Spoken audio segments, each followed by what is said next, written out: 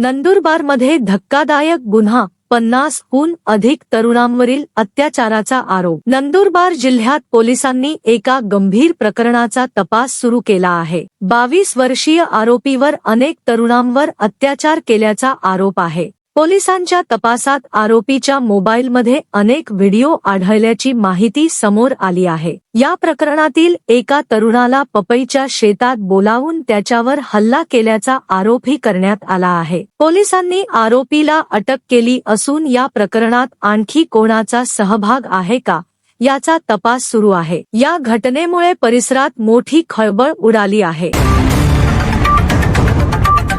महाराष्ट्रात पावसाचा जोर कायम, अनेक भागांना सतर्कतेचा इशारा। महाराष्ट्रासह देशातील अनेक राज्यांमध्ये मान्सून सक्रिय आहे।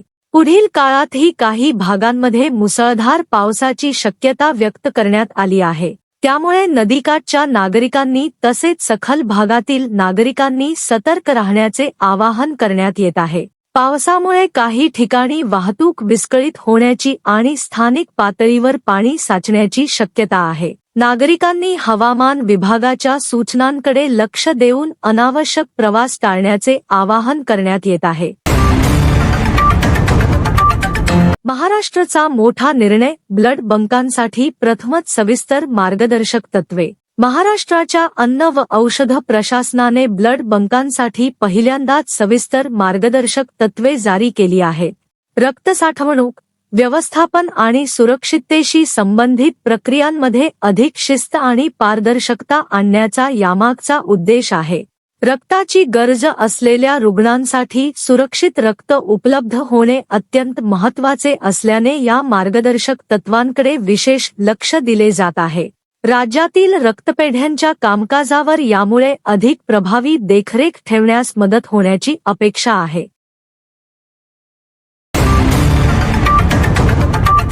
मुलुंडमध्ये बेस्ट बसखाली महिला चिरडली, 56 वर्षीय महिलेचा मृत्यू। मुंबईतील मुलुंड चेक नाका परिसरात धक्कादायक अपघात घडला।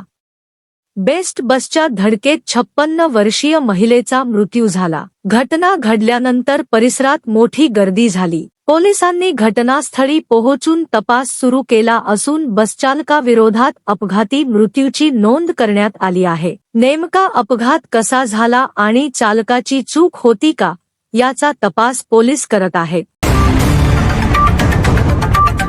पुण्यात प्रेमसंबंधातून धक्कादायक हल्ला, 23 वर्षीय तरुण पोलिसांच्या ताब्यात। पुण्यात प्रेमसंबंधातून धक्कादायक गुन्हा समोर आला आहे।